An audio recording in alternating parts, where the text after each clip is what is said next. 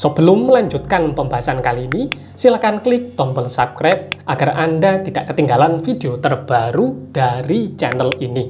Ageman dari kisah Breng Alam ini di dalamnya diisi dengan bangsa jin atau lelembut atau bagaimana? Kalau ageman dari saya ini memang tirakatanya berbeda, Kang. Kalau orang lain mungkin melakukan tata laku tirakatan dengan datang ke tempat-tempat angker, ke tempat-tempat singit.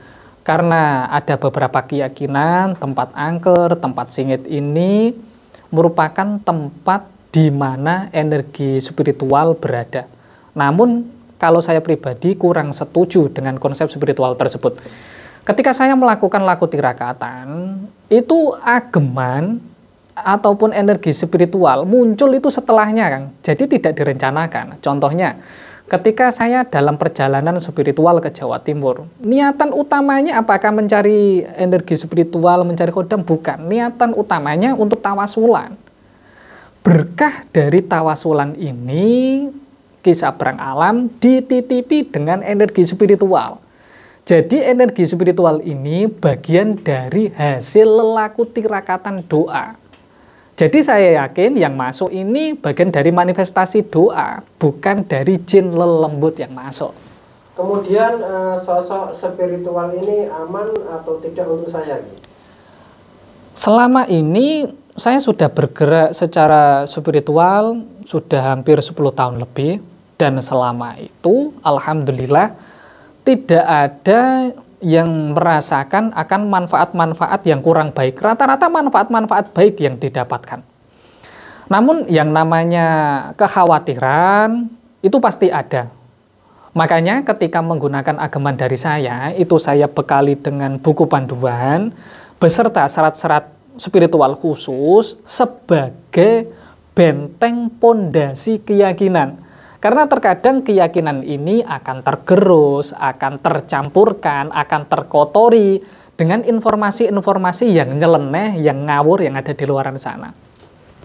Bukankah hal semacam ini dosa besar? Mengapa masih dijalankan? Menurut kisah Breng Alam itu bagaimana?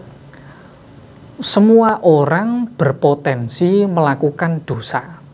Namun diri kita ini diberikan kesadaran untuk memilih. Makanya ketika datang ke tempat praktek saya di Jepara, ataukah dalam hal ini secara jarak jauh, itu dari awal sudah saya arahkan bahwasanya benda spiritual ini hanyalah wasilah, hanyalah sarana.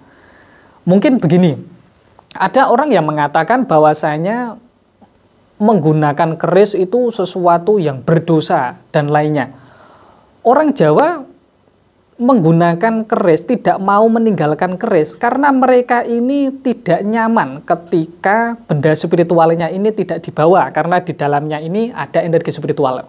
Kemudian ada orang kota yang dalam hal ini membawa kartu ATM, kartu kredit dan lainnya, dan ketika tidak membawa ini rasanya was-was dan lainnya. Kalau berbicara mengenai masalah dosa, sebenarnya yang lebih berdosa ini kan malahan yang membawa kartu ATM, karena mereka menganggap bahwasanya hidupnya akan terselamatkan ketika membawa kartu ATM. Jadi ketika dalam keadaan apapun bisa ambil uang dan lainnya.